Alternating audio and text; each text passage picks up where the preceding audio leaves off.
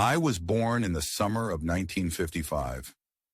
They built me under the heat of a California sun in a dusty lot behind the Bennett brothers' shop, a place that smelled of welding smoke, motor oil, and ambition.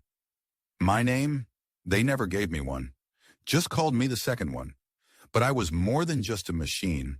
I was a risk, a rebellion, and a revolution waiting to happen. Bennett brothers always scribbling notes, running calculations, mumbling about pressures and stroke speeds. If the Bennett brothers could dream it, they could build it.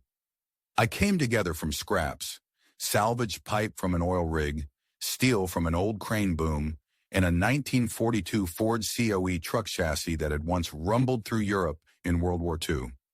I did not even have a license to be driven on the roads in California. I was driven to the job site under the cover of nightfall and would pump all day and then driven back home at night. I wasn't pretty, but I was strong. They had made one before me, a rough prototype that barely held together. But they learned from that one, and with me, they meant business. I was their second shot, their redemption. When they fired me up for the first time, my pump piston slammed to life, pushing gray mud through my veins. It wasn't just concrete, it was hope. Every pulse was a defiant beat against the old ways. Buckets, wheelbarrows, back-breaking labor. They tested me on a job site in Long Beach, California. Skeptical eyes watched me rise section by section. My boom reached out like an iron arm, trembling a little, but holding. Then I pumped. I pumped floors faster than men could pour them. I placed concrete where cranes struggled to reach. I changed minds.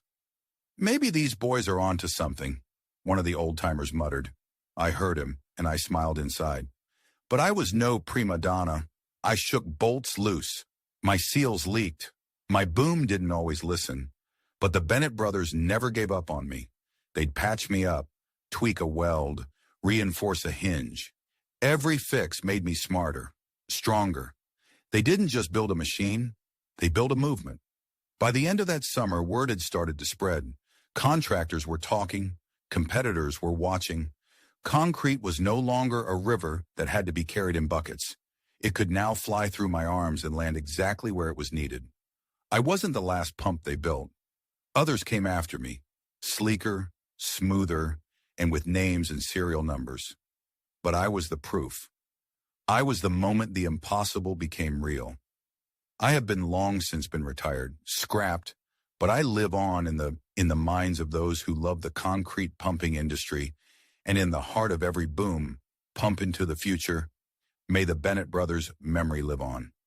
So remember me, not for the way I looked, but for what I helped start. I was born from grit, sweat, and two brothers who believed that concrete could flow not just from a truck, but into the future. And I pumped it there. Brought to you by Todd Bullis and ConcretePumping.com.